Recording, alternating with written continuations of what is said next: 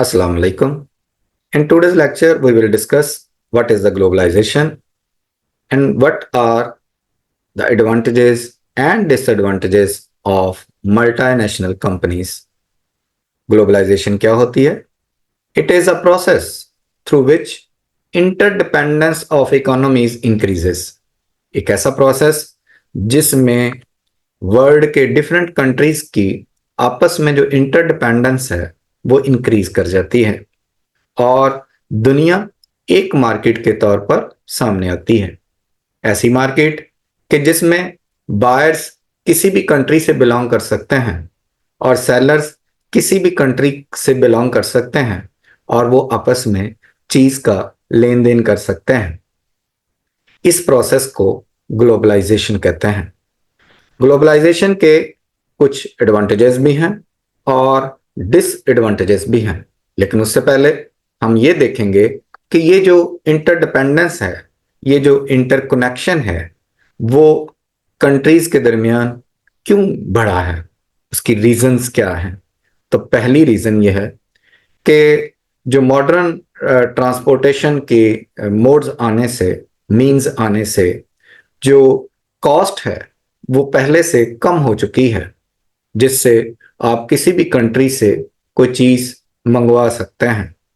और दूसरी बात यह है कि पहले इसमें एक टाइम बैरियर भी था कि आपने सपोज किसी कंट्री से कोई चीज इंपोर्ट करनी है या आपने एक्सपोर्ट करनी है तो उसके लिए बहुत टाइम रिक्वायर्ड था।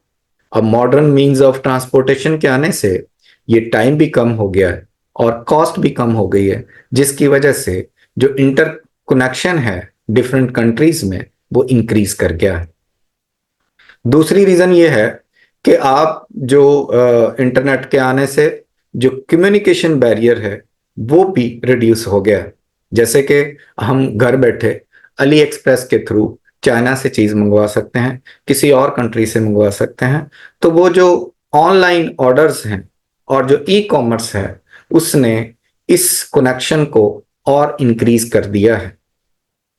फिर के मुख्तलिफ कंट्रीज के आपस में जो ट्रेड रिस्ट्रिक्शंस हैं पिछले एक डेकेड से, उसमें भी कमी आई है। यानी टैरिफ कोटा जो कि ट्रेड प्रोटेक्शन के जो इंस्ट्रूमेंट्स होते हैं वो डब्ल्यूटीओ के आने से, डब्ल्यूटीओ क्या है, वर्ल्ड ट्रेड ऑर्गेनाइजेशन, कि जिसका मोटो है फ्री ट्रेड फॉर ऑल, और इस पे साइन करके हर कंट्री ने ये सिग्नेचर किए हैं कि वो ग्रेजुअली जो जो इसका मेंबर है कि वो ग्रेजुअली जो है वो रिस्ट्रिक्शंस और बैरियर्स को ट्रेड में कम करेंगे।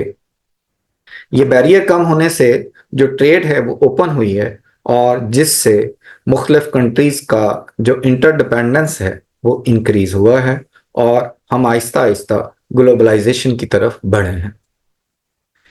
कॉन्सिक्वेंसेस ऑफ ग्लोबलाइजेशन, जब वर्ड कॉन्सिक्वेंसेस आता है तो उसका मतलब उसके एडवांटेज भी हो सकते हैं, बेनिफिट्स भी हो सकते हैं और उसके हार्मफुल इफेक्ट भी हो सकता है, यानी डिसएडवांटेजेस भी हो सकते हैं या कॉस्ट भी हो सकती है। एडवांटेजेस क्या हैं ग्लोबलाइजेशन के? पहला कि इकोनॉमिक ग्रोथ।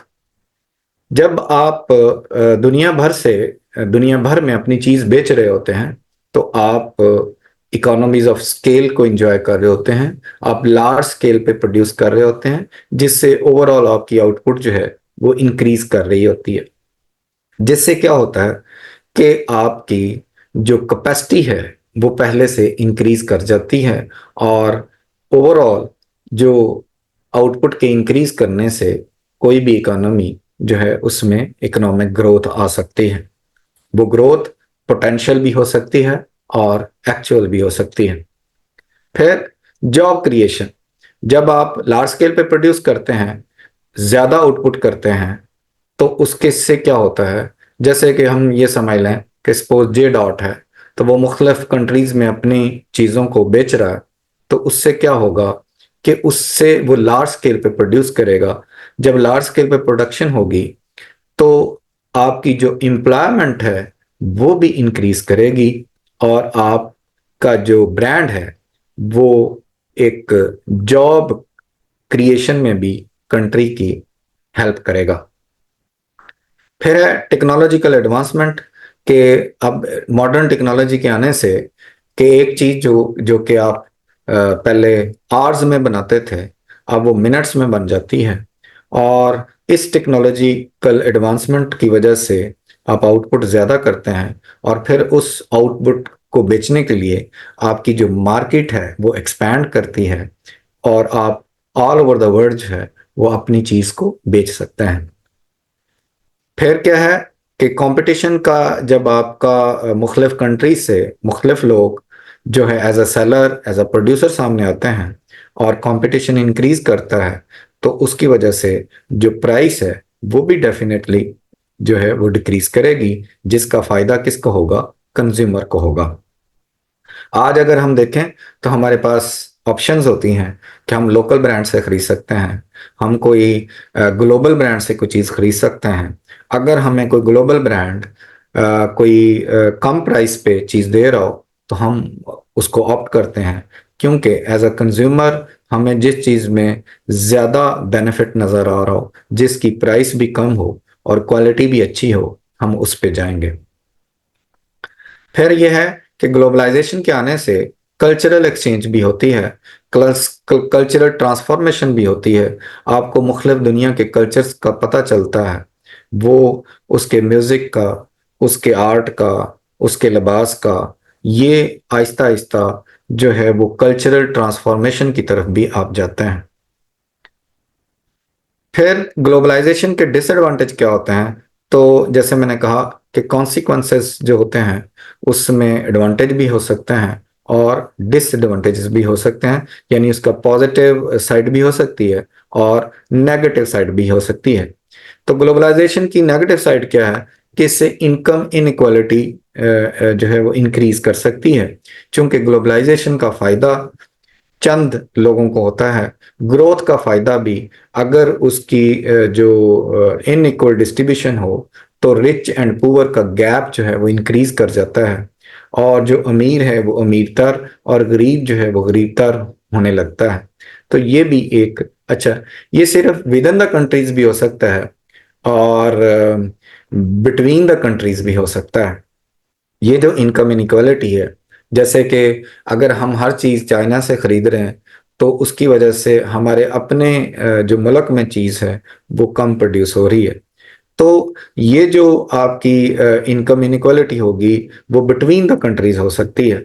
और अगर अपने ही मुल्क में जो ग्रोथ का फायदा चंद लोगों को हो रहा हो, तो ये आपकी जो इनकम इनइक्वालिटी है वो विद इन द कंट्रीज हो सकती है।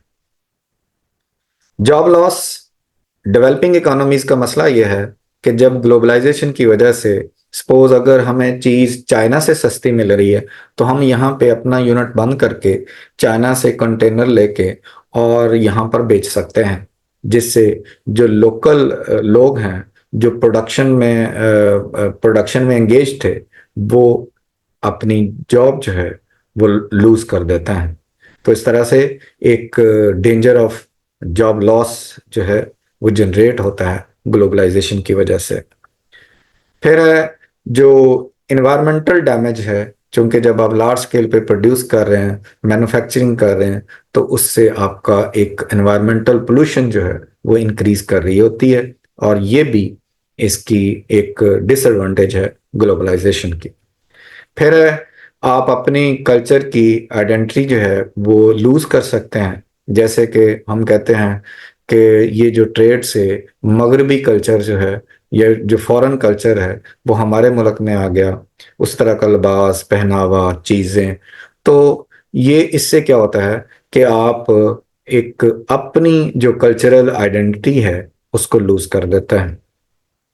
फिर है कि इस तरह से मार्केट, ग्लोबल मार्केट की वजह से जो प्राइसेस हैं उसमें फ्लक्चुएशन आती है, और प्राइसेस में फ्लक्चुएशन की वजह से आपकी जो इकोनॉमिक है, इकोनॉमिक इंस्टेबिलिटी भी आ सकती है। ठीक है।